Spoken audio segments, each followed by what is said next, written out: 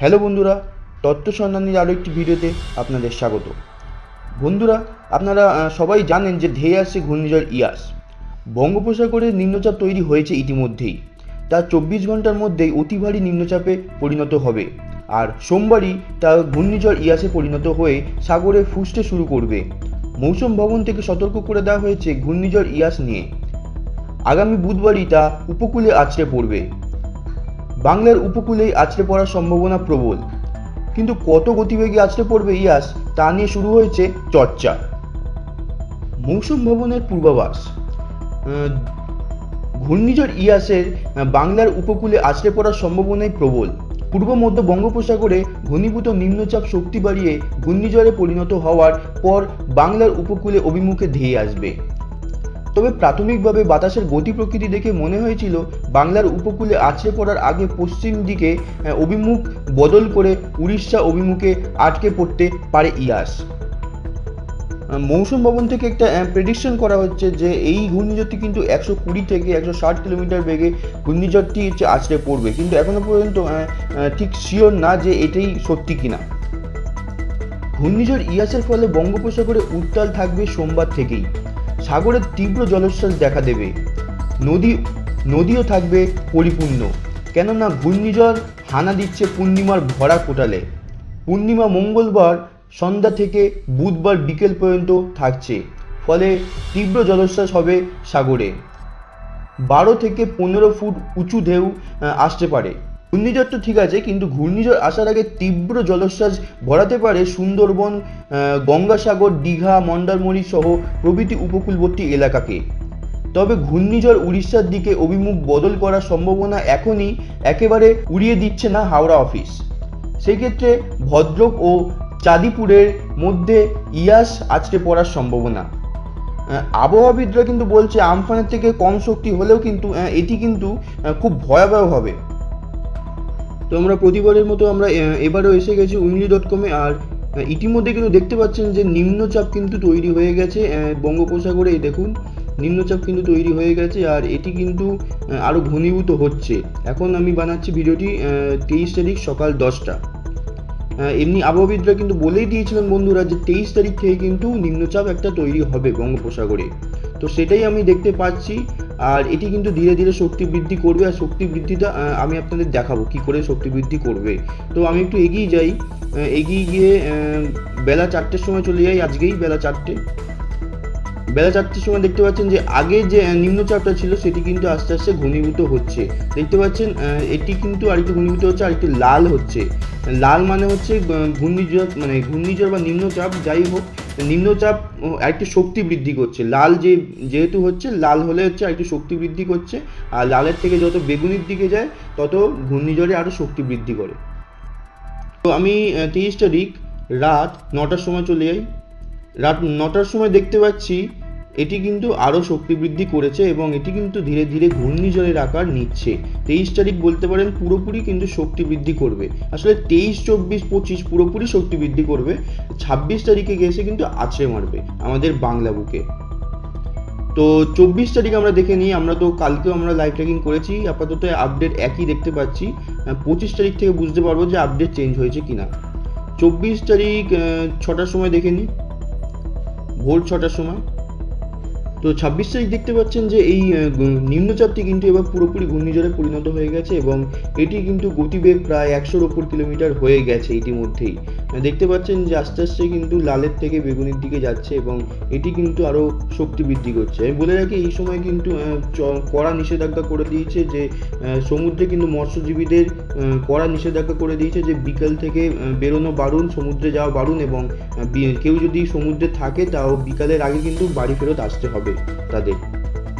তো আমি আরেকটু এগিয়ে যাই, সকাল 10টায় চলে যাই। 10টা চলে যাই। 10টায় দেখতে পাচ্ছেন আরেকটু ঘূর্ণিঝড় কিন্তু আক্রমণাত্মক হচ্ছে। এটি কিন্তু খুবই শক্তিশালী হচ্ছে। এটি আবহাওয়াবিদরা বলেছে যদিও আমফানের মতো শক্তিশালী হবে না, তবেও কিন্তু এটি কিন্তু ভয়াবহ, কিন্তু খুব মারাত্মক লেভেলের ভয়াবহ হবে এই ঘূর্ণিঝড়টি, এবং ধ্বংস যা করবে সেটাও কিন্তু আমফানের মতোই করবে। তো 24 তারিখ একদম রাতের দিকে চলে যায়, রাত 9টা। দেখতে পাচ্ছেন একটুখানি আপডেট আমরা পাচ্ছি কিন্তু যে কালকে যেটা দেখতে পাচ্ছেন যে 26 তারিখ মানে 25 তারিখের যে এই জায়গাটা পজিশন ছিল সেটা 24 তারিখ চলে এসছে, মানে খুব মানে এতই যে গতিশীল হয়ে গতি চলে এসছে তার মধ্যে যে তাড়াতাড়ি মানে কিন্তু ল্যান্ডফল হবে আমার মনে হচ্ছে তার আগে, মানে আসল যে ডেট বার করেছে আবহাওয়াবিদরা 26 তারিখ, তার আগেই কিন্তু আমার মনে হচ্ছে ল্যান্ডফল হবে। কারণ কিন্তু ঘূর্ণিঝড় এই জিনিসগুলি কিন্তু যে কোনো সময় বন্ধুরা বদলাতে পারে। যে আগের বারেও আপনাদের দেখিয়েছিলাম যে ঘূর্ণিঝড় টাউটে কীভাবে ওমানের দিকে প্রথমে আক্রমণ করছিল, তারপর কিন্তু গতি প্রকৃতি বদলে তারপর পাকিস্তানের দিকে আক্রমণ করছিল পাকিস্তান, তারপর একটুখানি বেঁকে করাচির দিকে আক্রমণ করছিল, তারপর একটুখানি বেঁকে গুজরাটের দিকে আক্রমণ করছিল। তো বলা যায় না যে ঘূর্ণিঝড় প্রথমবারে যেখানে দেখাবে আক্রমণ করবে সেখানেই কিন্তু আক্রমণ করবে, সেটাও ব্যাপার না। আজকে যেটা দেখতে পাচ্ছেন কালকে এমন চেঞ্জ হয়ে যাবে বুঝতে পারবেন না। তাই জন্যই আমরা প্রতিদিন আমরা লাইভ ট্র্যাকিংটা নিয়ে আসি, আমরা এই জন্যই লাইভ ট্র্যাকিংটা প্রতিদিন নিয়ে আসি যেন কোনো আপনি আপডেট মিস না করতে পারেন আপনারা। তো 25 তারিখ ভোর 6টার দিকে চলে যাই। এই দেখুন 25 তারিখ ভোর 6টায় দেখতে পাচ্ছেন যে দুই বাংলার কিন্তু দক্ষিণ দিকে কিন্তু একটুখানি চলে এসেছে, কিন্তু আমার মনে হচ্ছে যে 25 তারিখের রাত থেকে মনে হচ্ছে ল্যান্ডফল হবে, কারণ একটুখানি কিন্তু চেঞ্জ হয়েছে যা মনে হচ্ছে আমার। তো সে আমরা দেখবো, একটু এগিয়ে যাই। 25 তারিখ বেলা 3টের সময় দেখে নিই।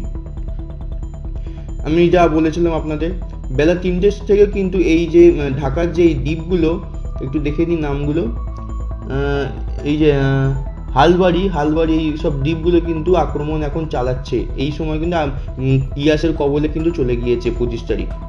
তো এটি কিন্তু 26 তারিখ আসার কথা ছিল এই সময়, এই মুহূর্তে আমরা কালকেই দেখেছিলাম, আপনাদের দেখিয়েছিলাম যে কালকেই মানে এই মুহূর্তেই 26 তারিখ কিন্তু এটি হয়েছিল, কিন্তু এবার আজকে দেখছি যে 25 তারিখ কিন্তু এটি ল্যান্ডফল হচ্ছে। মানে কি চেঞ্জ হয়ে গেছে বুঝতে পারছি, একদিনের মানে ফারাক হয়ে গেছে চেঞ্জ। তো আমরা রাত চলে যাই 25 তারিখ রাত 10টা। দেখতে পাচ্ছেন 25 তারিখ রাত 10টা থেকে কিন্তু কলকাতা ঢাকা কিন্তু আক্রমণ করতে পারে, হাওয়া চলবে আক্রমণ এখনো করেনি, সবে ঢুকবে। তো ল্যান্ডফল কিন্তু চলছে, এই দ্বীপগুলোতে কিন্তু ল্যান্ডফল হয়ে গেছে ইতিমধ্যেই। আর বালাসোরেও কিন্তু এই মুহূর্তে কিন্তু প্রবল ঝড় বৃষ্টি প্রকোপ হচ্ছে। আর এটাও বলতে পারেন যে ঘূর্ণিঝড় ইয়াসে কিন্তু শুরু করে দিয়েছে তার তাণ্ডব লীলা এইখানে।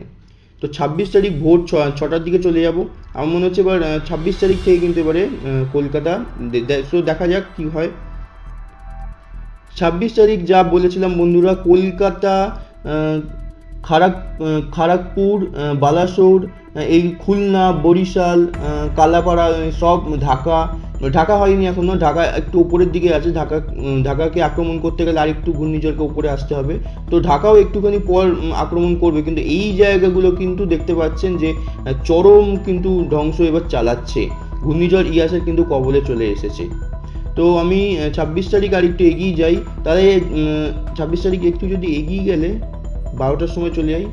12টার সময় যা দেখতে পাচ্ছি, এই দেখুন এবার কিন্তু ইয়াস কিন্তু পুরোপুরি ক্ষমতা কিন্তু তার কলকাতা, খড়গপুর, বালাসোরে কিন্তু খুব মারাত্মক ধরনের তাণ্ডব চালাচ্ছে। কারণ আগেরবারে আমরা দেখলাম বালাসোরে কিন্তু ছিল না, আগের আপডেটে ছিল হচ্ছে এই দ্বীপগুলো বা কলকাতা অঞ্চলে কিন্তু এই মানে খুব তাণ্ডব লীলা চালাচ্ছিল। কিন্তু আজকে যেটা আপডেট এসছে সেটা হচ্ছে এই ঘূর্ণিঝড়টি কিন্তু বালাসোর হয়ে বেরোলে তাহলে কলকাতা কিন্তু তার লেজের দিকে কিন্তু থাকবে, ঘূর্ণিঝড়ের লেজের দিকে।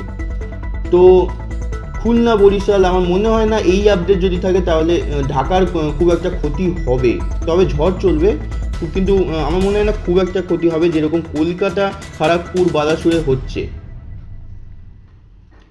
এমনিতেই কয়েকটি জেলায় কিন্তু রেড অ্যালার্ট জারি করে দিয়েছে, কিন্তু ঘূর্ণিঝড়ের কিন্তু 24 ঘন্টা আগে কিন্তু আবারও একটা রেড অ্যালার্ট জারি করবে যে এই মুহূর্তে কিন্তু এই সময় থেকে মানে এই জায়গা থেকে বেরোবে। কারণ আবহাওয়াবিদরা জানেন যে কীরকম করে ঘূর্ণিঝড় পরিবর্তন করে, তার গতি প্রকৃতি অভিমুখ কী করে পরিবর্তন করে।